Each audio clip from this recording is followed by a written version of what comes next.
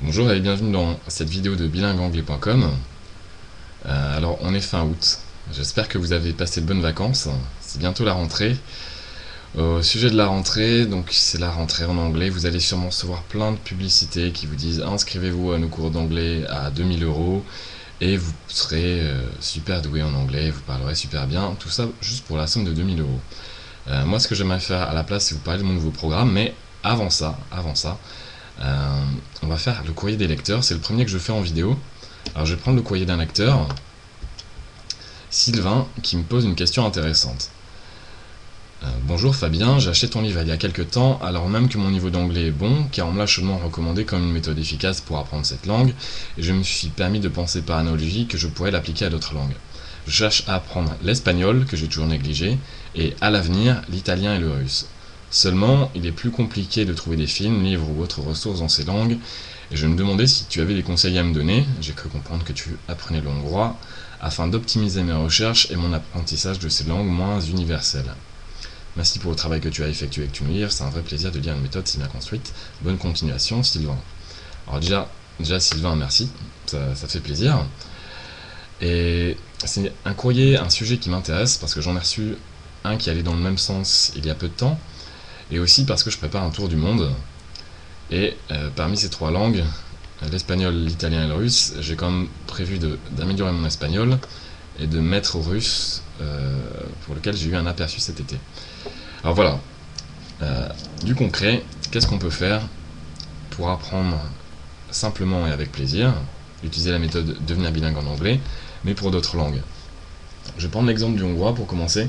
Ce qui m'a motivé à me mettre au hongrois, il y a beaucoup de raisons, mais une des raisons, c'est que c'est une langue qui est réputée très difficile. Et non seulement elle est réputée difficile, mais il n'y a pas beaucoup de personnes qui parlent hongrois. C'est vrai, ça, le hongrois, bah oui, tout le monde ne parle pas hongrois, c'est dur de croiser des hongrois. Là, je vis à Paris, encore pour quelques temps, et j'en croise pas tous les jours, malheureusement. Euh, Là où c'était intéressant, là où c'était un défi, c'était que pour me mettre au hongrois, je voulais appliquer ma méthode, et ça signifiait trouver des films, trouver de la musique, trouver des personnes avec qui discuter sur internet, trouver des livres audio en hongrois, tout ce genre de choses. Euh, pour relativiser les différentes langues, je vous donnerai les chiffres pour l'espagnol plus tard, mais donc le français, il y a 75 millions de personnes qui parlent français en tant que langue natale. Le hongrois, il y en a 15 millions et seulement 10 millions en Hongrie.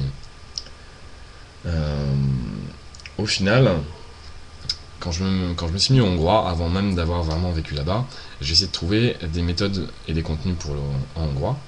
Je vais y arriver. Et c'était vraiment difficile. Notamment, j'ai essayé de trouver des films hongrois, c'était insupportable. Ils étaient tous plus déprimants les uns que les autres. Et au niveau musique, j'arrivais pas à en trouver non plus.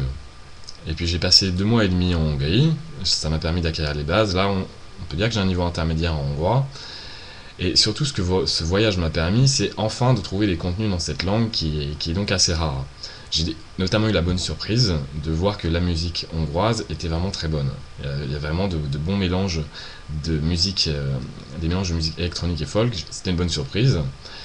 Et c'est donc, j'ai donc maintenant des contenus, en plus de mes correspondants qui sont restés sur place, j'ai des contenus sur lesquels pratiquer la langue. Euh, Quelle que soit la langue, je veux dire, mis à part l'anglais, l'anglais c'est un cas spécial, mais toutes les autres langues, il faudra que vous fassiez des efforts pour trouver des contenus. C'est là qu'il y a une grosse différence. L'anglais, c'est une langue qui s'impose.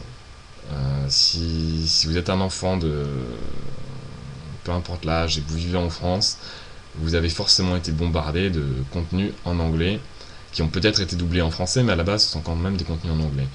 Ça se voit à travers la musique, ça se voit à travers les slogans publicitaires, ça se voit à travers les livres, ça se voit à énormément de niveaux. Ensuite, si on veut apprendre l'espagnol, le russe ou l'italien, ou le hongrois, la différence c'est qu'il faut faire un effort pour trouver des contenus. C'est pas, on peut pas se permettre d'être passif. Pour l'anglais, regardez la télé ou des films ou ce que vous voulez, vous voyez quelque chose qui vous plaît, vous essayez de le faire en VO et ça y est, vous avez trouvé un contenu sur lequel vous atteler. Alors, je vais rentrer dans davantage de détails pour chaque langue, en sachant que comme on est sur YouTube, j'ai que 10 minutes pour les vidéos. Alors d'abord l'espagnol. L'espagnol, il y a 300 millions de personnes pour qui c'est la langue natale. Quelques pistes pour l'espagnol, pour les contenus. 300 millions de personnes, déjà, c'est énorme. Si j'arrive à trouver de la musique en hongrois avec 15 millions de personnes, avec 300 millions de personnes, pour l'espagnol, ça va vraiment être facile. On peut citer Almodovar, mais je m'y connais pas en cinéma espagnol, mais je sais qu'il y a beaucoup d'autres réalisateurs de talent. La musique, c'est énorme. Au niveau de la télévision, on connaît les telenovelas en Amérique du Sud. Ça peut être à essayer, ça peut être drôle. En tout cas, je suis sûr qu'en espagnol, il faut un peu chercher, mais on peut trouver des contenus. Le bémol aussi qu'on peut émettre, c'est que, alors c'est un atout, mais c'est à ses limites. L'espagnol avec 300 millions de natifs et énormément de personnes donc, qui apprennent l'espagnol en tant que deuxième langue, ça signifie qu'il y a énormément de livres de grammaire, de dictionnaires et d'ouvrages, quelle que soit la langue, qu'ils soient écrits en français ou en anglais, il y a des ouvrages pour apprendre l'espagnol. C'est une bonne chose parce que ça vous donne beaucoup d'options, mais c'est aussi un désavantage au sens où lorsqu'on a trop de choix, on a tendance à être bloqué dans l'indécision. J'en reparlerai vers la fin de la vidéo, mais ce qui me semble important, c'est de trouver un bon dictionnaire d'espagnol. Ça peut sembler bête, mais je vois en hongrois, j'aurais tellement pu optimiser mon temps là-bas, les bons dictionnaires de hongrois, je les achetais que vers la fin. Et pendant des semaines, je me contentais des dictionnaires sur internet qui sont. Si vous en trouvez des bons dans la langue que vous étudiez, tant mieux, mais c'est pas toujours évident. Donc investissez dans un bon dictionnaire et aussi un bon livre de grammaire. La grammaire, c'est chiant, il n'y a pas photo, mais lorsqu'on est perdu dans une phrase, on ne comprend pas la structure ou bien on ne comprend pas une terminaison, c'est vraiment utile. De la même manière, en espagnol, bon, c'est peut-être pas aussi compliqué que le français, mais il y a quand même pas mal de conjugaisons différentes. Donc un bon livre de conjugaison. Les conjugaisons, souvent, c'est du par cœur. Les apprendre un petit peu par cœur et ensuite pratiquer, ça permet de parler facilement, ça donne des facilités. Je vais passer au russe. Le russe, 160 millions de natifs quand même, c'est pas rien. Donc le défi, ça reste toujours de trouver des contenus. Et ce qui est intéressant, c'est que il faut trouver des contenus alors qu'on ne parle pas encore la langue. C'est un peu là qu'il y a un défi. Si on ne parle pas russe et qu'on essaie de trouver de bons contenus en russe, déjà on ne sait pas forcément quel mot chercher.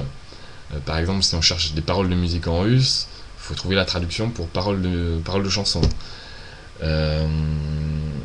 Et donc là où ça va être intéressant, ça va être de se faire des contacts qui parlent la langue et qui vous donnent des conseils. J'en parlais avec des amis qui se sont mis au russe justement. J'ai 3 amis qui se sont mis au russe parce qu'on est parti en vacances en Ukraine. Et donc, l'un d'eux a regardé les billets d'avion pour Moscou. L'aller-retour est à seulement 250 euros. Bon, 250 euros c'est quand même une petite somme, mais c'est pas énorme. C'est-à-dire que en trouvant un peu le temps de voyager, on peut se permettre, si on apprend le russe, d'aller à Moscou, même quand on parle pas du tout la langue. Parce que quelque part ça va motiver, on peut y aller avec des bases ridicules, on sera peut-être pas capable de parler pendant le séjour, mais ça va motiver et ça va permettre de voir comment est le pays. Ce qui m'amène à un deuxième point, qui est de trouver sa passion. J'en parlerai plus tard. Voilà, donc pour optimiser ses recherches de contenu, le mieux c'est de se faire des connaissances qui parlent la langue. Que ce soit sur internet, ce qui est plus ou moins facile selon les langues, selon les passions qu'on a, ou bien simplement en allant sur place. On n'a pas besoin de passer des mois là-bas, 15 jours de vacances en Russie, ça permet de se faire des contacts déjà. Ensuite l'italien. Ah oui, dernier point sur le russe. La littérature. La littérature russe est assez riche, donc une fois qu'on a les bases de la phonétique et qu'on connaît un peu la grammaire, la lecture, je pense qu'il y a moyen de vraiment se faire plaisir à ce niveau-là. C'est pas une obligation, mais c'est une option. L'italien ensuite, 62 millions de natifs. L'italien, je comparais ça au français, c'est-à-dire qu'il y a sûrement des moyens limités pour les productions. L'opportunité de l'italien, c'est que les chaînes italiennes sont faciles d'accès et que le pays est pas loin. Donc pareil, il faudra se déplacer. Il me reste maximum 30 secondes pour la vidéo. Donc là, c'était la partie recherche de contenu. Là, j'aimerais vous parler un petit peu de l'apprentissage. Alors, pour bien apprendre, le mieux c'est d'avoir des rappels constants comme quoi on veut apprendre la langue. C'est-à-dire que c'est bête, mais parfois on essaie d'apprendre une langue et on oublie qu'on avait ça à notre programme sur notre to-do list. Donc des rappels constants, c'est mettre son téléphone dans la langue, que ce soit le russe, l'espagnol, l'italien, peu importe. Mettre Facebook dans la langue par exemple. Utiliser le web dans la langue, trouver le moteur de recherche Google dans la version appropriée. Là je pense qu'il me reste 1 minute maximum. Trouvez de bons livres de grammaire et un dictionnaire donc. Et trouvez-vous une passion aussi. Pour les langues un peu plus exotiques, le plus simple souvent, comme passion, c'est de voyager là-bas. Si vous allez là-bas et que vous avez envie d'y revenir, ça va vous motiver. Ensuite, c'est à vous de trouver une passion supplémentaire, un sujet de prédilection dans la langue. Et enfin, la phonétique. Même dès le départ, la phonétique, soignez la phonétique, quelle que soit la langue. Ça vous évitera de perdre du temps par la suite à défaire de mauvaises habitudes. Il me reste 20 secondes. Là c'est la rentrée, donc vous allez avoir plein d'offres pour apprendre l'anglais de la part de mes concurrents. Ce que je voudrais simplement que vous fassiez, je suis en train de travailler sur un programme tout pour l'anglais. Je voudrais simplement que vous n'achetiez rien au mois de septembre au niveau de l'anglais. Attendez simplement d'avoir vu ma formation tout pour l'anglais. Voilà, c'est tout pour l'instant. 10 minutes ça passe vite et je vous dis à bientôt pour une autre vidéo.